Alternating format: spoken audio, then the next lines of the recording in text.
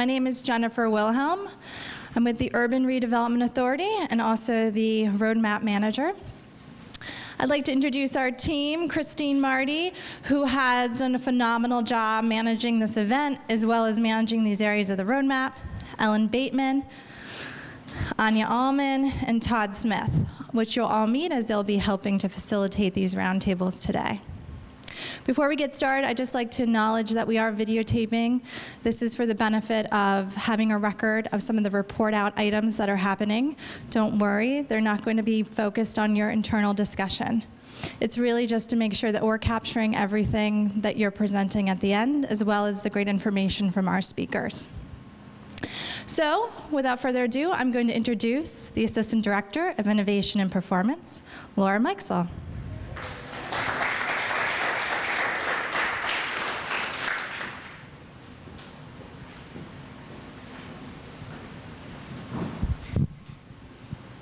Thank you, Jennifer, and good morning, everyone. What a beautiful day to be at the Ace Hotel. All right, so we are here this morning in our sort of second round of installments of community roundtables to follow up on the work of the Innovation Roadmap. So lots of friends in the room, but can I see some hands? How many people participated in the first round of Innovation Roadmap community roundtables? Hands? Okay. So we got some people, but not everybody. So that is really great, and will lead me into this little conversation about the history of the roadmap. What are we talking about when we talk about inclusive innovation? So we have defined inclusive innovation as providing access to products and services with new technologies, ideas, personnel, and inventions to meet complex challenges and higher standards. So there's a specific aspect of the roadmap that we'll be talking about today, but in general, we paint a pretty broad picture of what this can include, and that involves a lot of partners in a lot of different spaces throughout the city. Okay, so there are 6 focus areas within the Innovation Roadmap, and those include addressing the digital divide, providing open data, advancing the clean technology sector, empowering citizen-to-city engagement, and improving the city's internal operations and capacity, and promoting the local business environment. So what we're talking about here today includes addressing the digital divide and providing open data to Pittsburgh. And we are doing a series of other roundtables which will engage some of these other populations.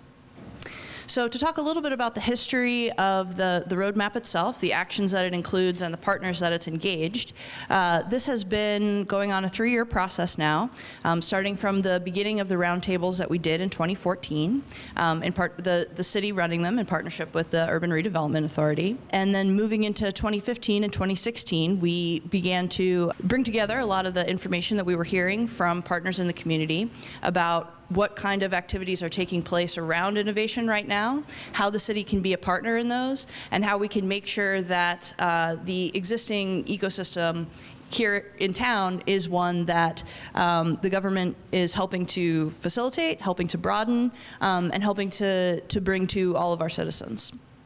So when we talk about here, we can look at some of the statistics that the roadmap has garnered at this point. So I think my favorite statistic on this page is that we have engaged 61 different partners around the city, and that's why a lot of you are here. And I think that that's really exciting because the city government definitely works a lot better when what we do is in conjunction with folks who are working on some of the same issues in different capacities. So there are 17 different collaborative initiatives, some of which we will hear about today, which have resulted in 3 startup companies who partnered with the city and the URA through the PGH Lab program, which is a section of the Innovation Roadmap. And we have we've been able to engage a lot of individuals through both our websites and the innovation events.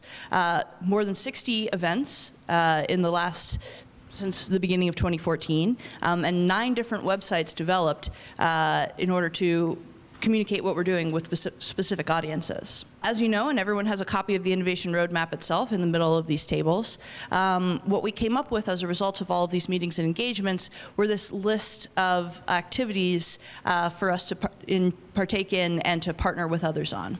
And so on this chart, you can see within each of the different focus areas, our collective progress toward those activities. So you can see that as we move forward in time, a significant amount of those activities are getting completed, or at least moving into the on-track category.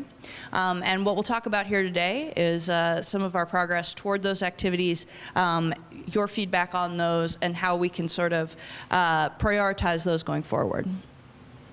So from the city and from the URA, a huge thank you to all of our partners participating today across the other events and across all the other initiatives of the Inclusive Innovation Roadmap. We very, very much appreciate your participation here and look forward to hearing your feedback and helping you as best we can going forward. So with that, I'm going to introduce Ani from the Sprout Fund. The Sprout Fund has been a fabulous partner through these programs, especially in terms of digital literacy, and especially excited to hear her updates today.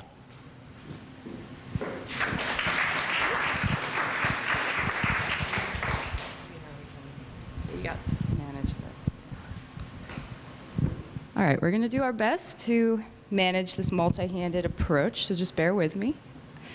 So, going the wrong way. Hi, that's me. Hi, I'm Ani Martinez. I do work up the street at the Sprout Fund. We're a small nonprofit that's been catalyzing projects here in the Pittsburgh region for the past 15 years.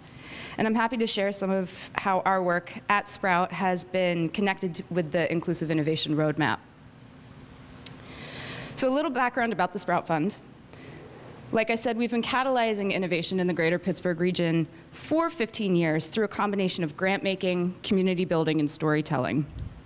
We've applied this approach to a number of fields, including placemaking, civic engagement, regional biodiversity, and learning innovation. For the past 5 years, we've been working to build and support a network of educators and innovators that we call Remake Learning. Remake Learning is a network of more than 250 organizations, including schools, museums, libraries, and out-of-school time learning providers. The Remake Learning Network creates an environment that supports deeper learning experiences that use innovative approaches to STEM, STEAM, maker, and digital media. Since the Inclusive Innovation Roadmap's release in 2015, we're proud of the ways that network members have worked to address the digital divide in their communities. As you may know, Pittsburgh is a center of excellence for the maker movement. As of today, there are more than 120 educational maker spaces in our region, from Make Shop at the Children's Museum of Pittsburgh to Assemble in Garfield to brand new classrooms in local schools. 19 different providers offer maker professional development, helping more teachers and out-of-school time educators bring making to their students. Plus, Pittsburgh hosted its second annual Maker Fair in October 2016, which attracted more than 10,000 participants from across the region. And this annual event will continue to engage and inspire kids who will later build and invent. Since 2014, the Remake Learning Network members have worked to find ways to recognize and reward learning wherever and whenever it happens. Over the past 3 years, organizations across Pittsburgh have created digital badges that students can earn, just like Boy Scout and Girl Scout badges. The Carnegie Library of Pittsburgh, Learn and Earn, and Pittsburgh Public Schools are just 3 of more than 40 partner organizations that have developed digital badges that represent the competencies that students have achieved through their transformative summer learning opportunities.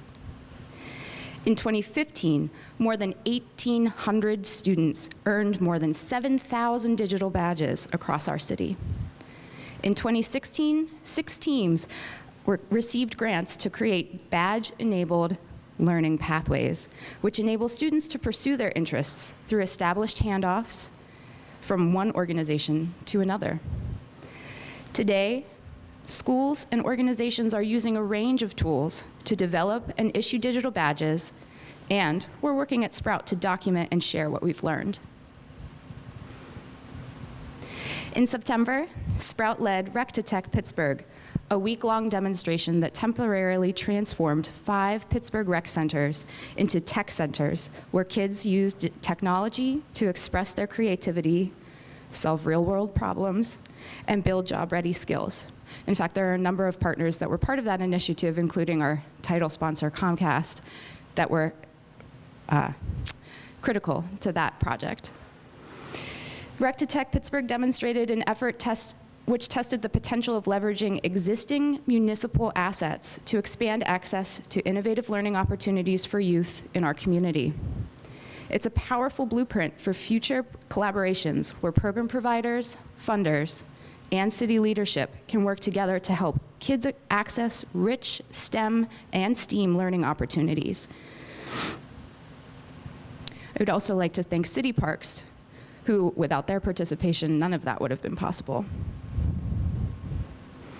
And as we look ahead in 2017, Sprout is honored to join the City of Pittsburgh and Allegheny County in the next phase of the ongoing My Brother's Keeper initiative, which seeks to close the opportunity gap for young people of color in the Pittsburgh region.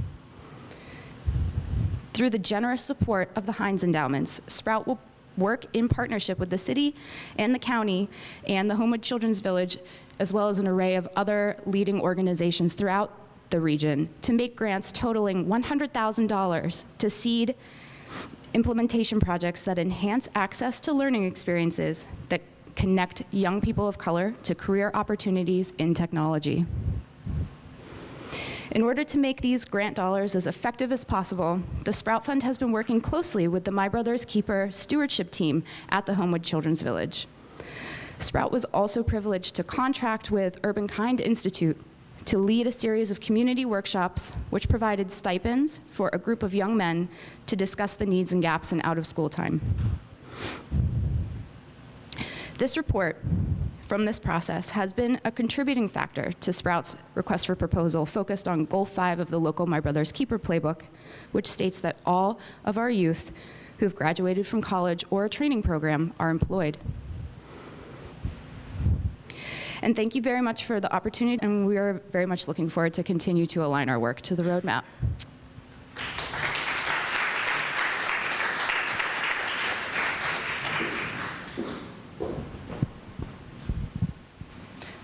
Thank you very much. And now we have Bob and Toby to talk about the wonderful partnership between the Western Pennsylvania Regional Data Center and the Carnegie Libraries.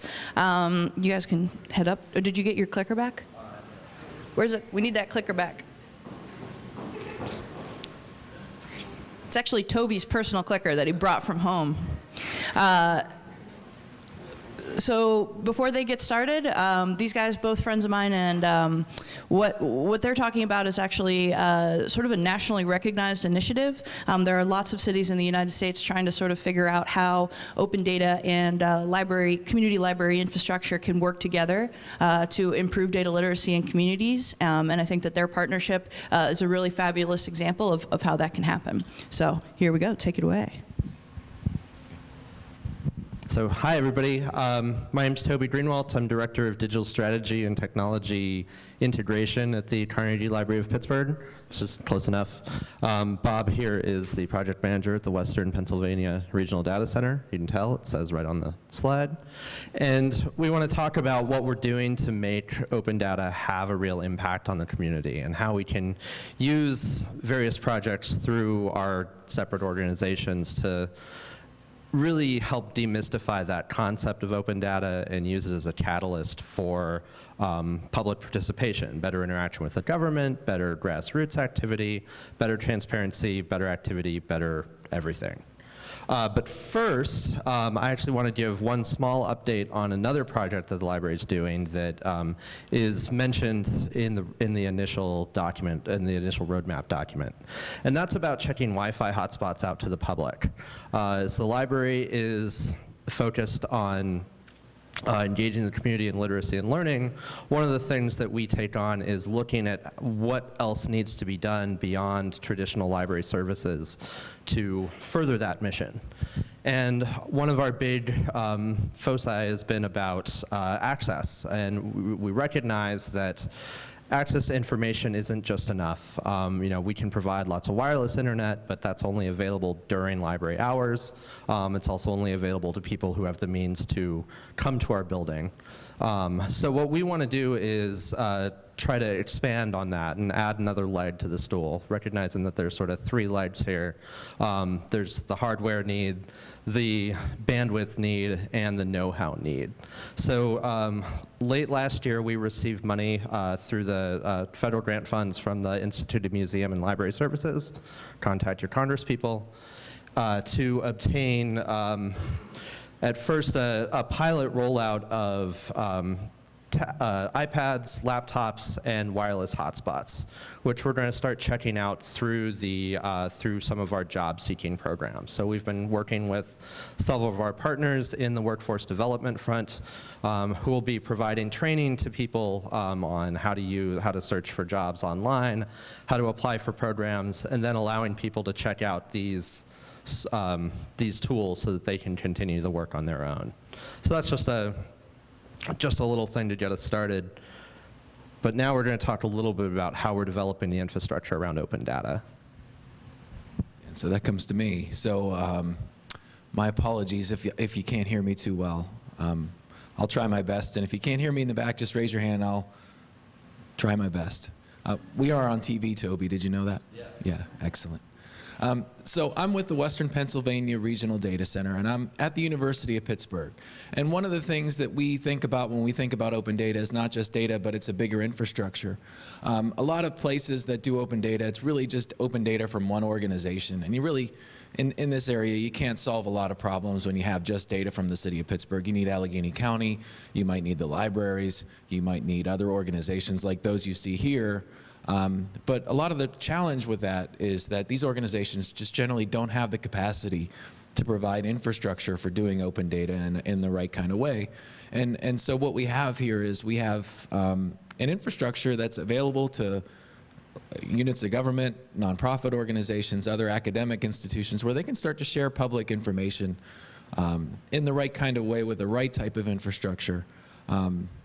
And so we're really excited that we now have about 10 publishers and looking to add more to the open data portal that we manage. So Carnegie Library was our first partner outside of the partnership, the city, the county, and the university. And we've since added Baldwin Borough, Bike Pittsburgh, Port Authority, SPC, Healthy Ride, Envision Downtown, and Parking Authorities coming soon as well. So excited about that.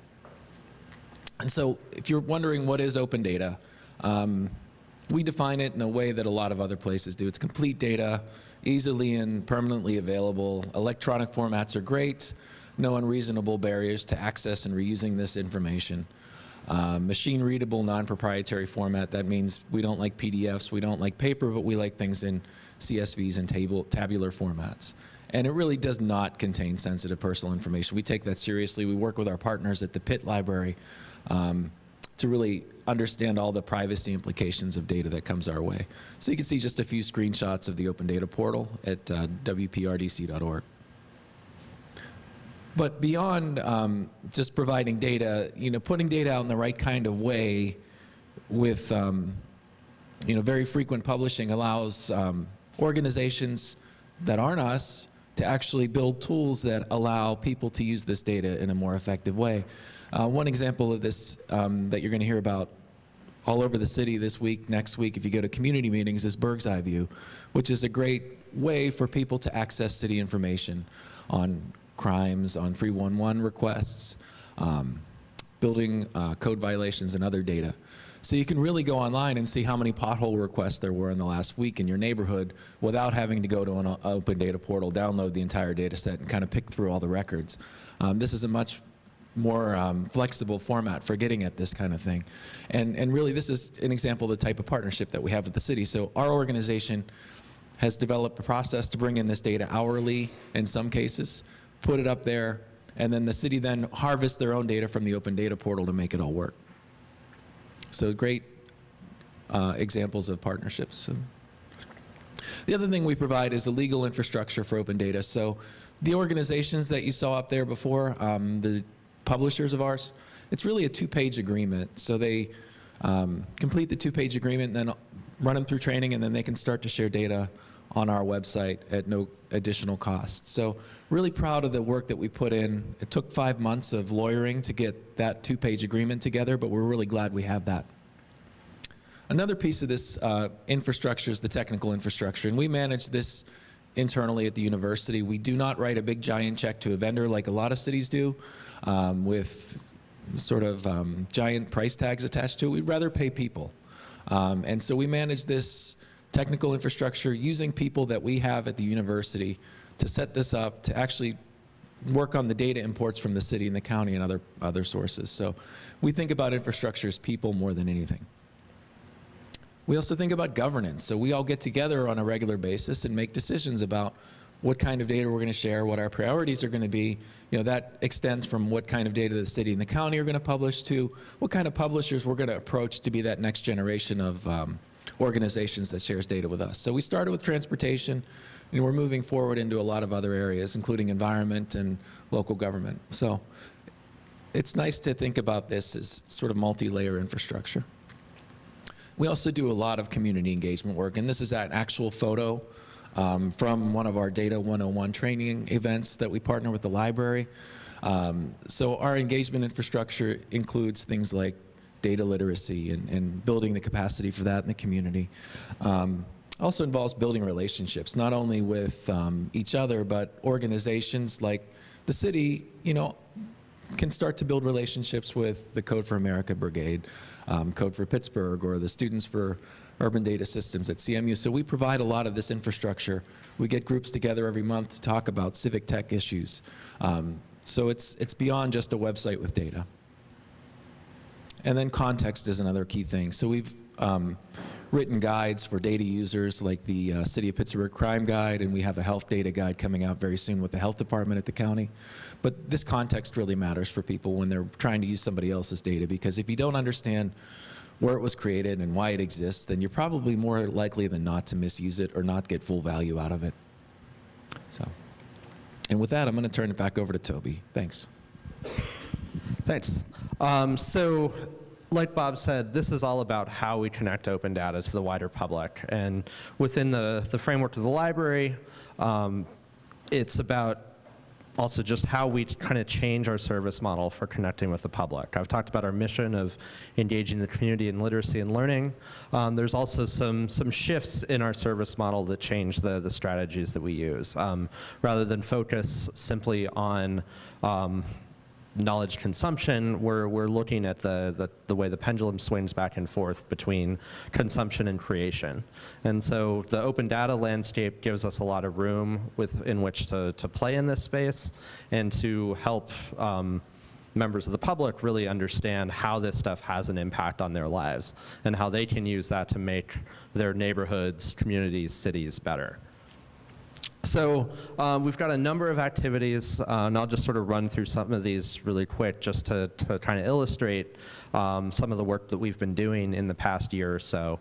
We received funding in 2015 to hire a open data knowledge manager, Eleanor Tutt, who's here in the audience.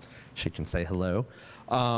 And she's really been working to help us one, build our internal analytics and kind of streamline those processes. Two, help us make our stuff more public and make library operations more transparent. And three, to help us facilitate data as a service so we can connect people to the information that sits around them and use that as a catalyst for public action. Some of the activities that we've been doing, like Bob said, we were the very first non-governmental organization to publish on the Open Data Center. And we're going to start a regular public, we'll start publishing additional data sets on a regular basis throughout the next few months, the next year or so.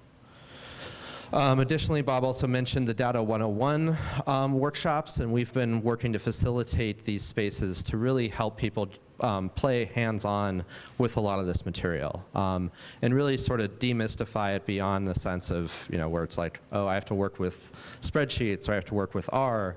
Instead, we're getting people to play with, paper and markers and to really help people feel less intimidated by the concept of public data.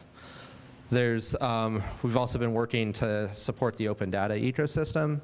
We've been hosting the Code for Pittsburgh Brigade meetings for several years now, and also an active partner in the Steel City Code Fest. So doing what we can to help speed this, to help connect all the dots between the various players in the environment.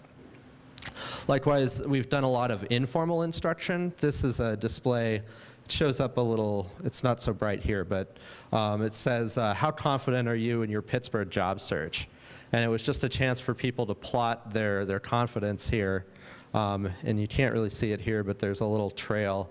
I think as Eleanor put it, the trail of despair at the end of just people who are not so confident about their jobs search right now. But so through a combination of both formal and informal spaces, we're able to like catalyze these conversations and get people to see data as a lens with which they can understand their environment. And we're continuing to expand stuff and try to find new ways to do stuff. That's all we got. Thank you.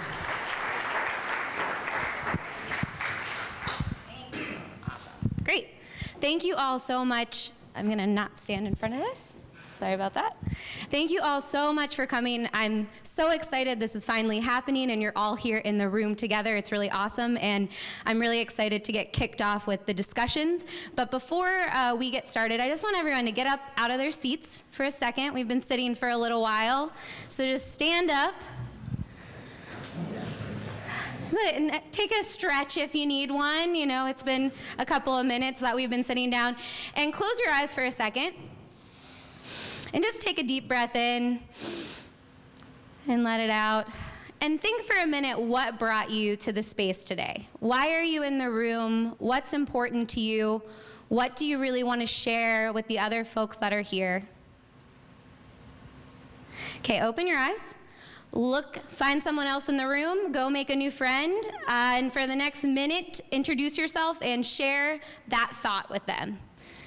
Cross tables, find someone new, someone you've hopefully never met before, make a new friend.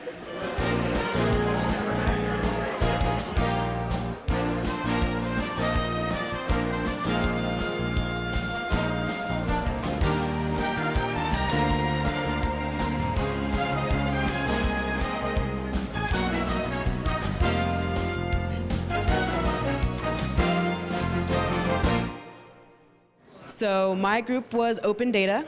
It felt like the most important part of our conversation was to talk about what data would be more relevant to people, how to increase our outreach, and to make data more useful. So we talked about integrating with education, trying to make data a sustained project throughout, from kindergarten all the way into adulthood, and making it a culture of data use as opposed to a one-time workshop or a here and there type of thing. Does that seem to cover it? Yep. Yes? No? Thank you. We're going to have this table. Todd, your table. You mentioned what your group was. So we're the digital infrastructure group, and we thought that the most tangible thing that we could do was to provide better Wi-Fi internet access, starting with rec centers and what was the other? Senior centers, yes. So we just started spitballing and thinking about how difficult that might be with a partnership between small entities such as MetaMesh and a large entity such as Comcast. Both organizations could definitely get the job done pretty inexpensively. So we got that done. Christine, your table. So our group talked about a bunch of different things. And I guess the main takeaways were the idea that there needs to be more professional development in a number of different areas, sort of field building, both to be able to take projects that need to get done and get them to the point where they can get worked on. So some of that is learning how to write technical proposals instead of non-technical proposals, because this whole field is about, or this whole space is about, like, at the end of the day, it's also about like bits as much as it's about outcomes, and structuring projects that are digital is very different than structuring projects that aren't. The technical skills that you need to learn as a professional are also different. So boosting those things, and then also socializing the telecos came up, and a couple of other things. Yeah. Thank you. Ellen, do you have someone? Are you going to do it? Who your table was? So my table was digital literacy, and we talked a lot about the need for connections, ongoing partnerships, and what we can do to facilitate that, such as committee establishments, and the need for consistency in regards to things such as this. Like they pop up, but we don't want more pop-ups. We want more consistent meetings to improve ongoing conversations and to make these connections more visible to the public. They said that they work together frequently, but not a lot of people know that they're all friends and work together, so that would benefit children and the public, et cetera. So.